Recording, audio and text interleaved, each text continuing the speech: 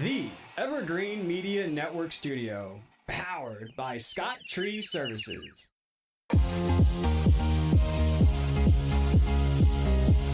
From Studio A in sunny Florida, welcome to Beauty and the Beach Radio, where it's all about who's beautifying Vero Beach. Today's show is brought to you by Dale Sorensen Real Estate. And here's your host and glamour girl, makeup artist, Cindy Goetz. Hey guys, welcome back to Beauty and the Beach Radio. We hope you're having a beautiful day. You know, you've landed on the station where it's all about who's beautifying Vero Beach, and we have a guest on the show today. I cannot wait for you to meet this person. I met this person recently at a business function, and when I found out what he did, I said, I need to know more. I just loved what I was hearing, and so today you're going to hear all about it. So this gentleman today is helping young people prepare, guys, for future employment success. Okay, we're talking about high schoolers, and I don't know, Cindy, I told you I wasn't going to talk to you, but do you remember your first job?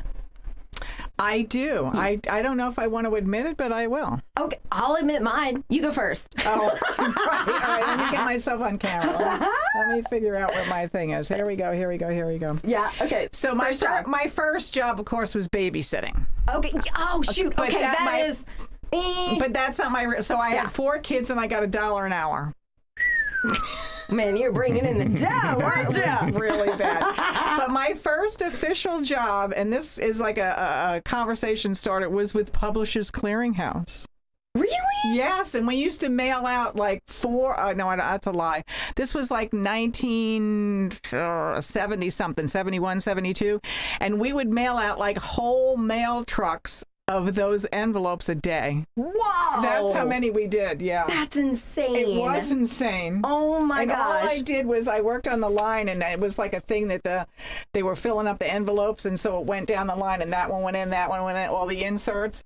So my job was just to fill up the section where the inserts were. Shoot, that is insane. Oh my gosh, I love that, Cindy. Yeah. Well, have I told you my first job? No. Other than my first, okay, so I'm with you. I babysat as well, but actually after high school, I was getting ready to go to college, and my mom said, look, go get a job. I don't care what you do, but just get a job because I want you to learn responsibility. Mm-hmm. So I went and got a job at McDonald's. Oh, yeah. I loved it. Wait. Listen, I loved it. I'm such a people person. So here I am behind the counter. You get to know the regulars. You know how they like their Egg McMuffin. Then they promoted me to the drive-thru, and I got to talk to everybody. So I should have known radio was in my future. I was like, hello, welcome to McDonald's. How can I help you? Are you having a great day? I totally went off script. I'm like, how's it going? You know, and you know, how's your dog? And you know, it's just, oh my gosh, I had so much fun in the drive-thru. And they did get their food, but I mostly enjoyed just talking to everybody coming through. But I do admire my mom and dad for saying, hey, look, you know, just, you know, it doesn't matter how much you make. It doesn't matter what you do. Just do something so you can learn. Right. Clocking in, clocking out, being responsible, showing up on a certain hour. And gosh, I'm so glad I did it. You know? Yeah, me too. Absolutely. Yeah. Me too. Yeah.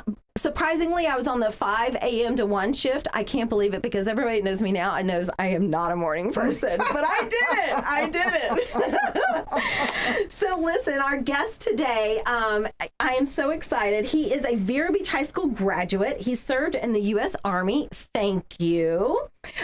Later earned a bachelor's degree in literature communications from the University of North Florida.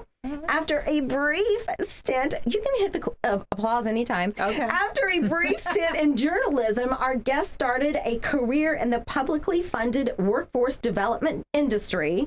There, he progressed from an employment counselor to leadership positions in employment and training programs that served youth, adults, military veterans, seniors, and individuals with disabilities. That's it. After retiring in 2021, our guest joined GYAC to help develop and guide its new youth employability program, now in its 3rd year. Our guest, his father's legacy is our father's table, which is a soup kitchen, right, Cindy? Yep. It's no surprise this guest's heart and desire to help others is just like his dad's. Please welcome Director of GYAC's Youth Employability Program, Jay Lundy Sr. Thank you, Cindy and Cindy. And thank you, hello, audience. Yes. Oh, Jay, you know what?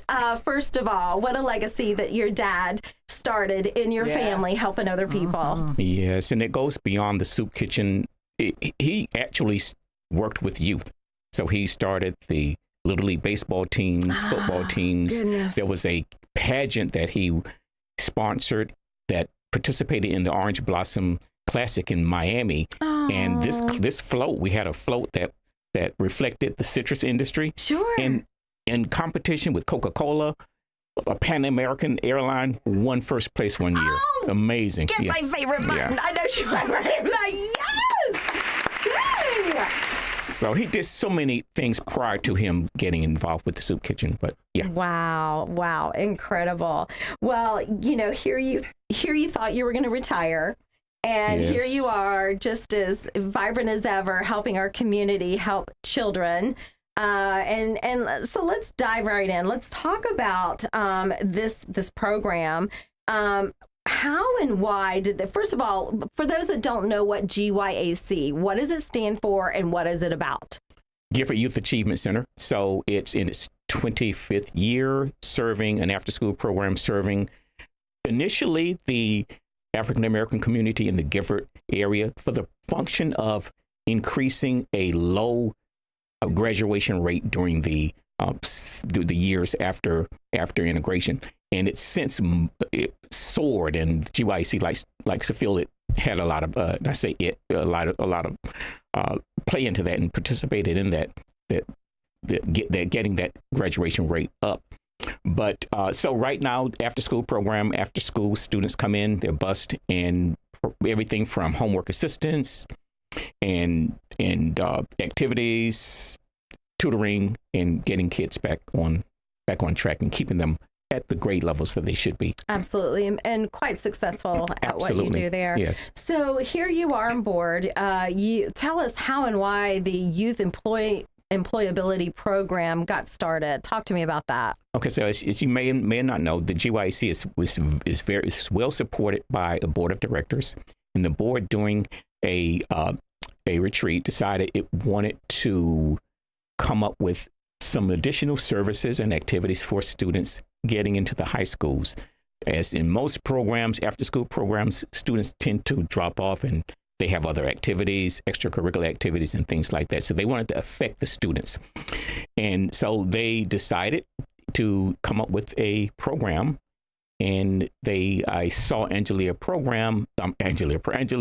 who's the executive director, and we talked about it and I came on board. So the primary purpose is to provide an additional layer of services, of the multiple services that they provide youth, to affect them so that they can continue to grow and not wane off once they hit that 10th grade, 11th grade. They kind of tend to move on their own and lose out on opportunities to go into certain doorways. So the board felt it was a great idea to come up with a program, and I'm on board and kind of help shape how it would look and the focus would be. And it's been exciting since then. So you've gone from homework to job placing. For this particular program, it's expanded. Yes, the homework is still amazing. there. The homework is still there. It's still well known and well funded. The majority of the students, almost 300 students, come there for homework assistance and other activities.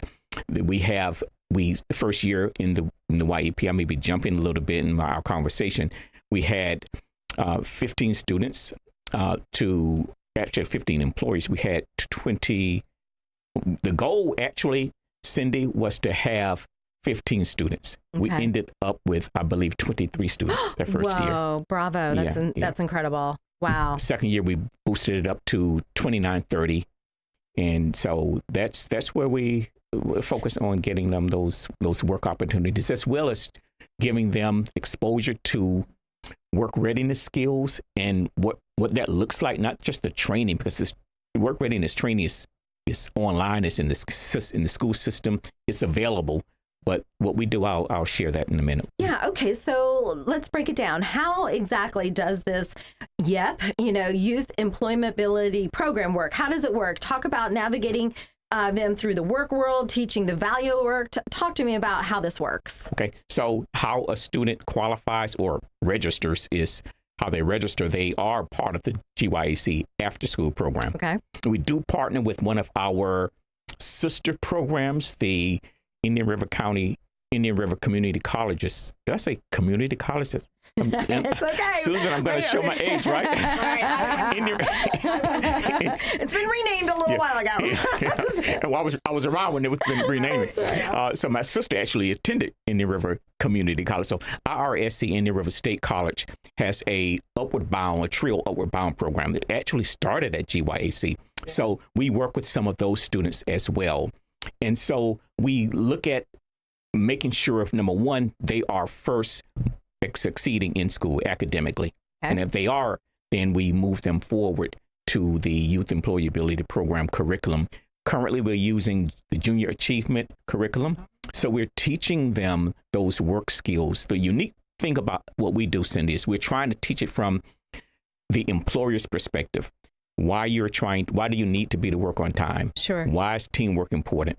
And it's important because you can see it happen. You can see from an employer's perspective, whom we visit employers at times. We also have employers who come and speak to the students, so they can see it, and they're not following and practicing those habits because I said so or their mom said so. They see why the employer I love is that wanting approach. that. Mm-hmm. So from there, we make sure they get those skills. We elevate those skills as they matriculate to older classes. We have assignments for them. If they already have interviewing skills, they know how to write a resume. So why are we going to repeat that? Sure. We have them do special projects that mirror the career interests that they share. So, by the way, the type of jobs that we place them in are in the space where they have an interest. And I was going to ask you about the matching program, because I think it's so cool. You do match them up based on their interest and based on, what companies are willing to collaborate with you. Can you talk a little bit more about the matching process? Yes. So it's pretty simple. If I can divert a little bit. So my first job, you guys were talking, was delivering newspapers. Okay. My first real job where I could get paid for and have to pay taxes was with Pantry Pride. I was a bag boy. Okay. In my senior year at high school, Vero Beach High School had a diversified cooperative training program that was similar to what we do now to a degree. But the difference is we got credits for our work. It's like a work study. Mm. We got credit for our academic side. My interest was in commercial art, lithography. Sure. I worked at Elliott Klinkner Sign Company. Now, obviously, I was too young. I could not do the designs or anything like that. And similar to where I'm going with the occupations and the work sites that we have now, a student can't be a nurse if they want to get into that. They can't go with an attorney to go to the courtroom.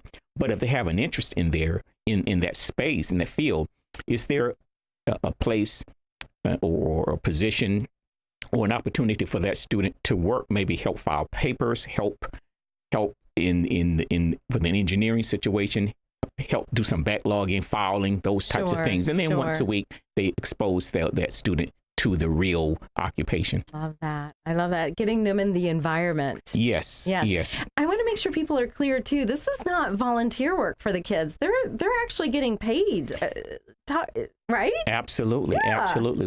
We are blessed to have many employers that are willing to invest in these students. And they do it for a number of reasons.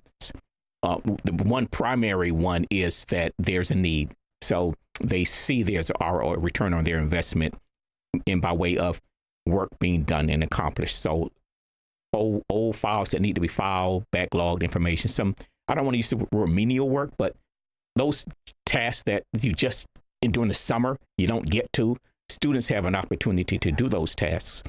The other part of it is exposing those students to that space, that field, so they can see the professional, they can see the expert actually in the workplace and having a bird's eye view of what it takes to go into that field. So, and then they mentor those students as well. They take them under their wings and show them the ropes and explain to them why and how, and give them a really good dose of that career exploration. And if I could give a shout out to our community, I noticed, big names like Piper, Quail, they're in on this, supporting this program.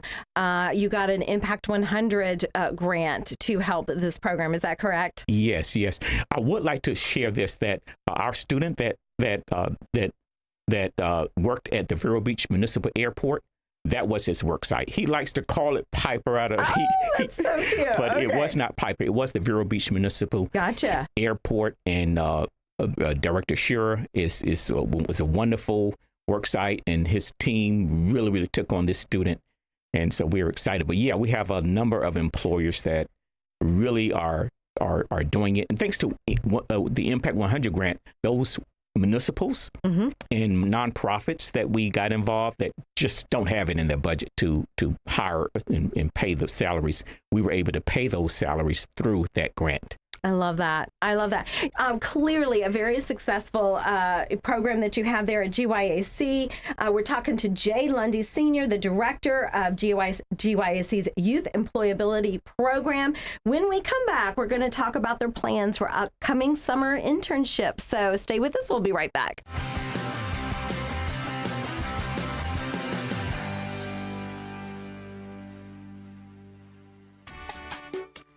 At Sunshine Furniture, our 35,000 square foot showroom is filled with the largest selection of in-stock coastal furniture on the Treasure Coast. Dining and bedroom sets, occasional tables, sofas, sleeper sofas, love seats and chairs, all in the latest styles and colors from Tommy Bahama, Lexington, Hooker, Riverside, Universal, Four Seasons, Braxton Color, and Capri. We're the outdoor furniture experts and have hundreds of styles of any patio furniture you need, including a gallery of Berlin Gardens and Pollywood. We specialize in fire pits, outdoor rugs, umbrellas, and replacement cushions. Right now, we're having a spring sale with lots of great markdowns and discounts on everything you need for your Florida home. Sunshine Furniture, 1295 US 1 in the Publix Plaza, Vero Beach. Family owned and operated since 1991. Don't forget to visit our outlet and sales store directly across the street, filled with lots of name brand closeouts and sale items. Visit our website at sunshinefurniturecasual.com. Sunshine Furniture.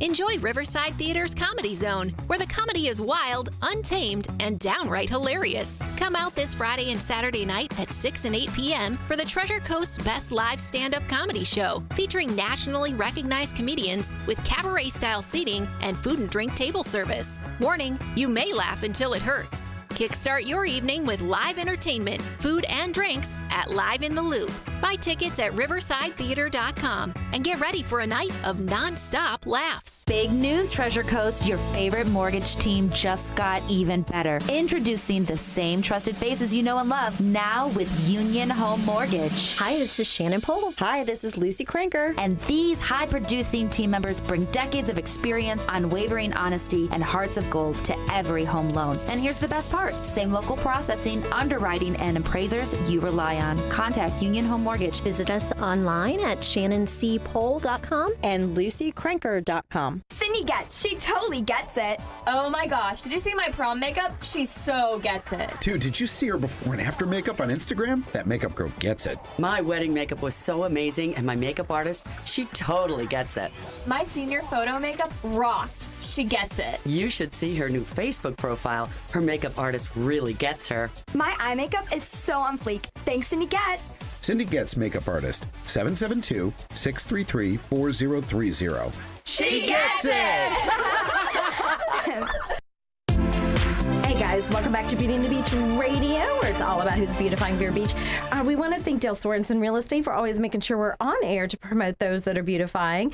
So they have been family owned since 1978. You guys, whether you're buying or selling a home, they can help you. You can find them at 772-231-4712. And of course, you could also find them at SorensenRealEstate.com.